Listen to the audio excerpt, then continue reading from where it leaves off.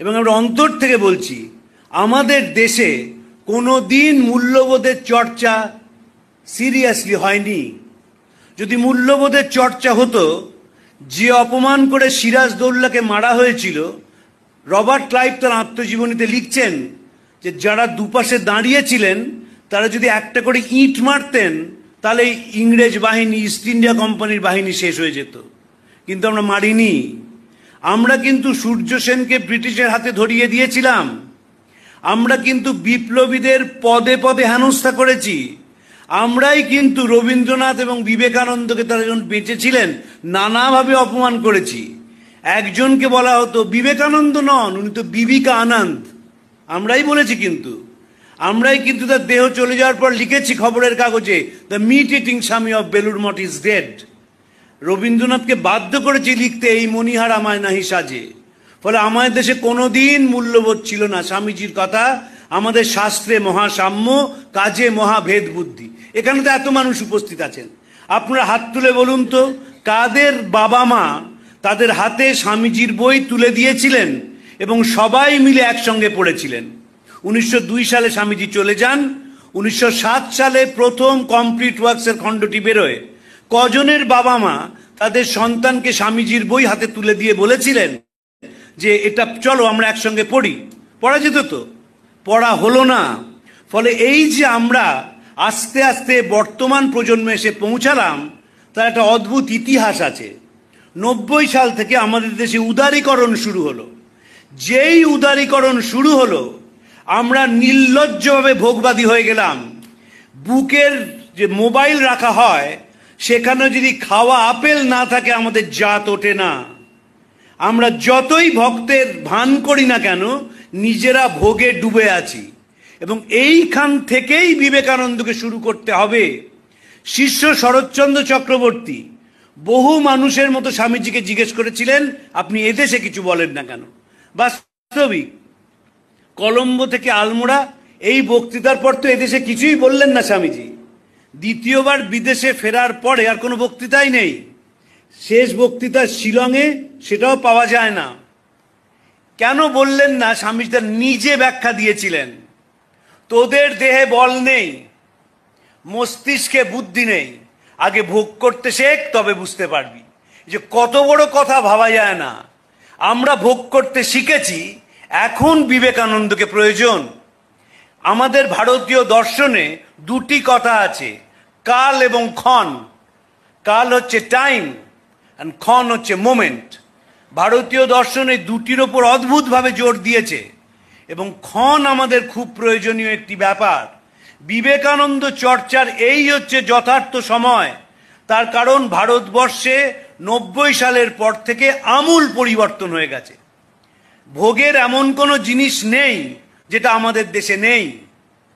যে কোনো পৃথিবীর যা কিনতে চান, যদি পকেটে পয়সা থাকে, জুতো বলুন, জামা বলুন, আমাদের কোনো অভাব নেই। শুধু আমরা যেহেতু কোনোদিন মূল্যবোধের চর্চা করিনি, তাই আমাদের হৃদয়টা কিছু নেই, একেবারে শূন্যে গিয়ে পৌঁছচ্ছে। এবং কাদের পৌঁছচ্ছে? যারা ক্রিমি লেয়ার, যারা ভারত স্কুল কলেজে পড়াশোনা করেছে, অনেক নম্বর পেয়েছে, বড় চাকরি করছে, তাদের মধ্যে মূল্যবোধের অবক্ষয় সবচেয়ে বেশি। কিছুদিন আগে আমি কলকাতা পুলিশের ডেপুটি কমিশনার ট্রাফিকের কাছ থেকে একটা স্ট্যাটিস্টিক্স নিচ্ছিলাম যে আমাদের রাত্রিরে তো ট্রাফিক ফ্লাউট করা হয় যখন পুলিশ থাকে না, আর তখন সিগন্যাল ভাঙে। অবাক হয়ে দেখলাম সে সিগন্যাল যে ভাঙে সেটা কিন্তু ওলা উবের ভাঙে না, ভাঙে হচ্ছে owner driven private cars, BMW, Porsche, Skoda, Mercedes. তারা রাত্রির বেলায় অনায়াসে অবলীলাক্রমে তারা ট্রাফিক ফ্লাউট করে চলে যায়। হাইওয়েতে যত বড় বড় অ্যাক্সিডেন্ট হচ্ছে, গাড়ি একেবারে শেষ হয়ে যাচ্ছে, মানুষ মারা যাচ্ছে, সব কিন্তু 40 লাখ টাকার ওপরের গাড়ি। এই যে আমাদের দেশের ওপরের শ্রেণীটা মূল্যবোধহীন, সেটা তলায়ও চলে আসছে। আমার ব্যক্তিগত অভিজ্ঞতা, আমি পশ্চিমবঙ্গে 341টা ব্লকের সব কটা ব্লকে গেছি, 55,000 গ্রামের 47,000 গ্রামে গেছি আমার চাকরির সুবাদে গত 3 দশক ধরে। আমি দেখেছি যারা সাধারণ মানুষ, তাদের মধ্যে তাও মূল্যবোধ আছে। যত ওপরে ওঠা যায় তত মূল্যবোধহীনতা। এবং এই যে রামকৃষ্ণ মিশনে আসার ফ্যাশন হয়েছে, তারা মহারাজদের কাছে একরকম, বাইরে একরকম। এক অদ্ভুত জীব, এক অদ্ভুত জীব। মহারাজের কাছে প্রণাম করছেন, প্রণাম করে এমন করে কথা বলছেন, এক বিরাট ডাক্তারবাবু, যে মনে হচ্ছে যে না একেবারে বিরাট, একেবারে এত বড় হৃদয়। যেই তিনি বাইরে চড়ে গেলেন, একটা গাঁট কাটা হয়ে উঠলেন। এই যে শিফট আমরা করি খুব তাড়াতাড়ি, তার কারণ আমরা কোনো দিন বিবেকানন্দকে কাছ থেকে ধরিনি। এবং ফলে কি জানেন, আমরা যতই সভায় আসি না কেন, যতই দামি জামা কাপড় পরি না কেন, যতই ফেসিয়াল আর বটক্স করি না কেন, আমাদের বাড়িগুলো কিন্তু জ্বলতে শুরু করে দিয়েছে। বার্ট্রান্ড রাসেল বলেছিলেন, দ্বিতীয় বিশ্ব মহাযুদ্ধের ঠিক পরে, we live in houses without any beauty, where we eat meals which merely nourish, beget children without any love, and subject them to an education which kills the spontaneity of life. আমরা যে বাড়িতে থাকি, বাড়ির কোনো চিনি ছাদ নেই। ও 2 কোটি টাকার ফ্ল্যাট হোক, ও ক্ষেত্রীর মার্বেল হোক, বাড়িতে কোনো আনন্দ নেই। ওই ব্রহ্মনিষ্ঠ গৃহস্থ স্যার তত্ত্বজ্ঞান ও পরায়ণ সেরকম বাড়ি নয়। বাড়িতে ঢুকলেই দেখবেন যে একটা অদ্ভুত নিস্তব্ধতা। বাবা মা ছেলে মেয়ে সবাই মোবাইল নিয়ে খেলছে, এর বাইরে কেউ নয়। রাত্রিবেলা অনেক রাত্রিরে কাজ করে ফিরি, দেখি তখনও যে রাস্তায় ট্রাফিক সার্জেন্ট রয়েছেন, তিনিও মোবাইল নিয়ে খেলছেন, সিভিক ভলেন্টিয়ারও মোবাইল নিয়ে খেলছে ইত্যাদি। একবার মুখ্যমন্ত্রী মিটিং করছেন, করতে করতে বন্ধ করে দিলেন। দেখা গেল শেষে 4 জন IAS অফিসার মিটিং না শুনে মোবাইল নিয়ে খেলে বেড়াচ্ছেন। এবং এই সব কটা নেশায় পরিণত হয়েছে, সকলেই তাই।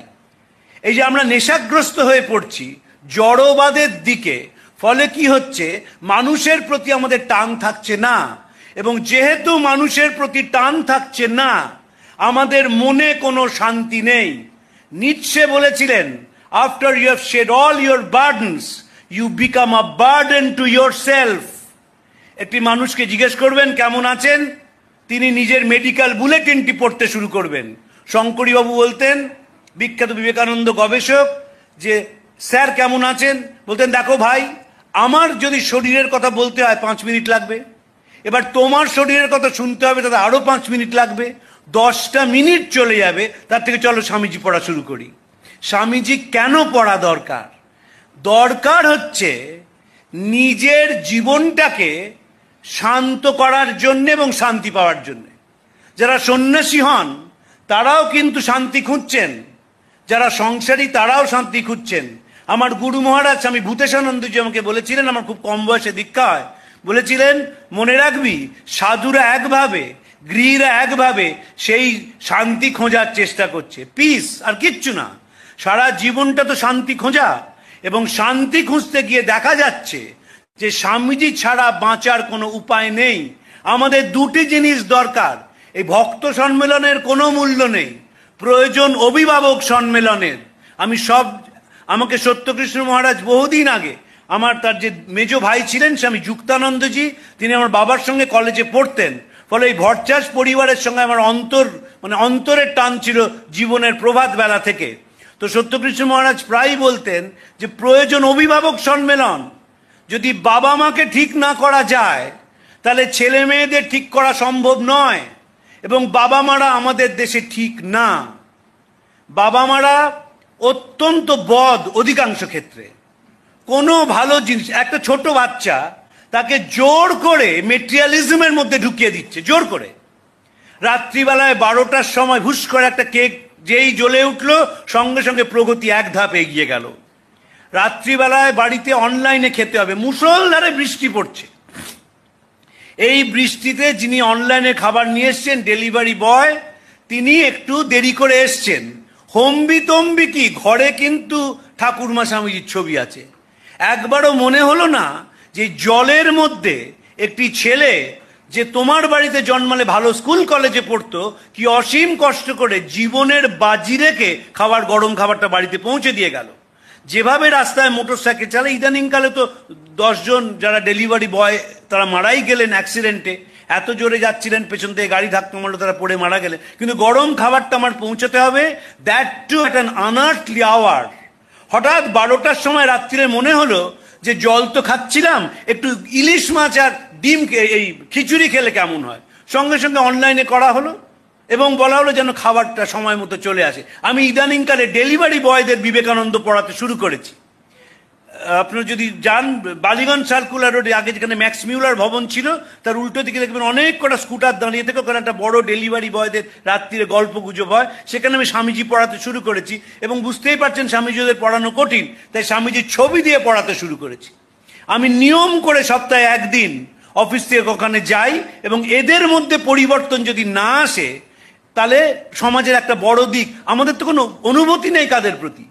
একজন মানুষকে আমি দেখেছি আমার গোটা জীবনে এ পর্যন্ত, তিনি 2 প্যাকেট খাবার অর্ডার করেন। তিনি বিদেশে থাকেন, প্রত্যেক বছর এদেশে আসেন এবং আবার বিদেশে চলে যান। 2 প্যাকেট অর্ডার করেন, একটি নিজের জন্য, একটি ডেলিভারি বয়টির জন্য। আমাদের নেই কারোর প্রতি দরদ।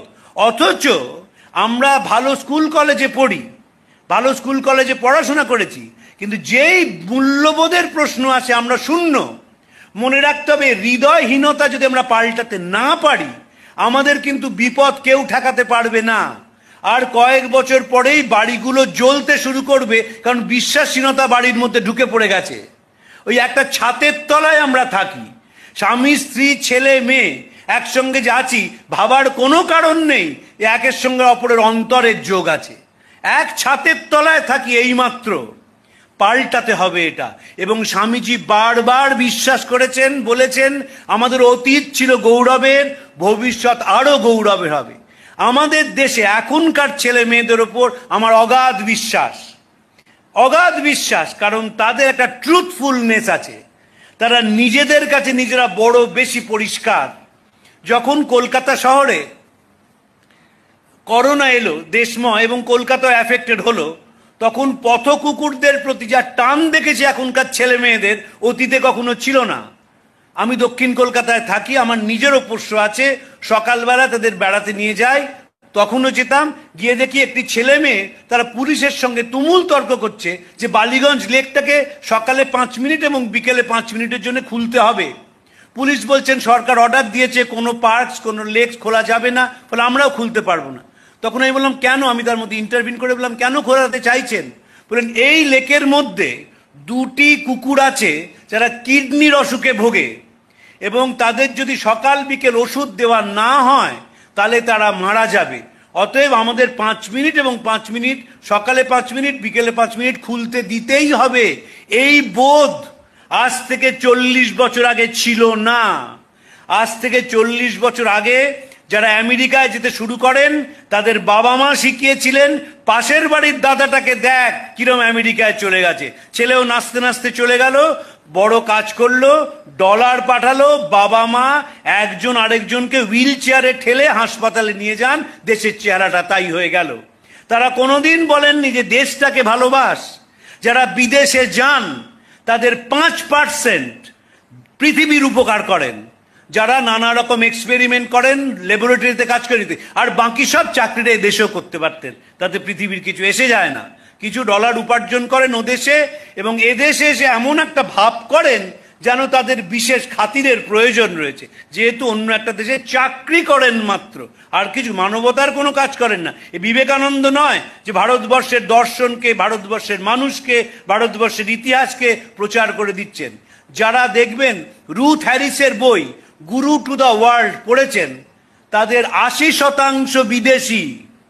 মনে রাখতে হবে, স্বামী সর্বপ্রিয়ানন্দজি যখন হাঁটেন সেন্ট্রাল পার্কে তার সঙ্গে রেজিস্ট্রেশন করতে হয় এবং তিনি 1 ঘন্টা হাঁটেন, সাহেব মেমরা বেদান্ত শোনে, কারণ তারা বুঝেছে বেদান্ত জীবন পাল্টাতে পারে।